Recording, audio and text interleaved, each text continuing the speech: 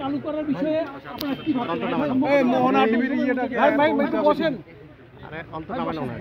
কিভাবে হবে বলো? আমরা চেষ্টা করছি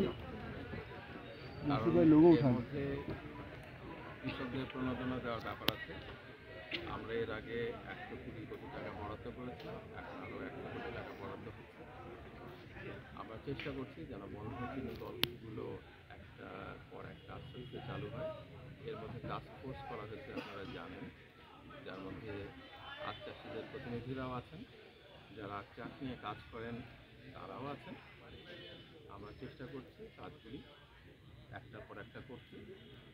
আর প্রতাপগঞ্জ সে জায়গায় সম্ভাবনাময় একটা জায়গা, যেখানে বন্ধ করা হয়ে গেছিলো, আমরা আবার খোলার জন্য চিন্তা করেছি।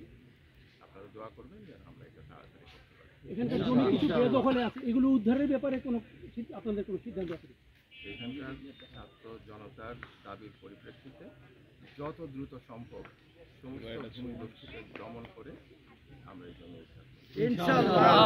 স্যার, এখানকার বেশিরভাগ মালামাল আপনার যে মানে যন্ত্রপাতিগুলো অন্য চিনি করে সেগুলো কিভাবে ভাই আপনার ক্যামেরাটা চিনি দলগুলোতে নিয়ে যাওয়ার ব্যাপারটা আপনার কাছে ঠাকুরগাঁয়ে কিছু নিয়ে গেছে, এখান থেকে ঠাকুরগাঁ থেকে কিছু দেখেন, স্পেসিফিক না থাকলে কিন্তু উত্তরটা ভুল হবে।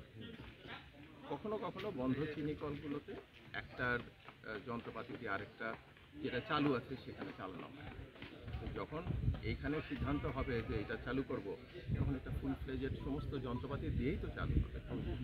যন্ত্রপাতি না থাকলে তো চালু হবে না। ধন্যবাদ। চলেন।